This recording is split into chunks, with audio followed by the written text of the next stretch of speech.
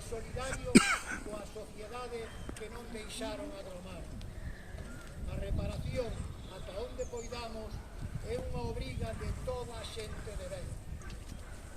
Todos, e con intención digo todos, somos herdeiros daqueles tempos, das víctimas, por suposto, dos que fixeron todo o ben que puideron, mais tamén dos victimarios, dos silentes, dos indolentes, dos cobardes ou dos ignorantes que tamén deixaron o seu selo que a todos marcou.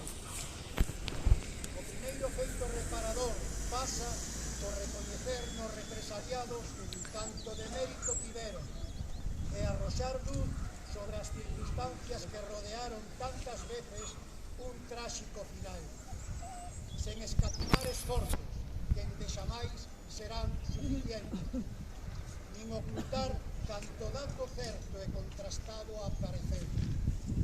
Este libro debe permitirnos facernos unha imaxe veraz, sen disfraces, sen encubrimentos naqueles tempos saciados.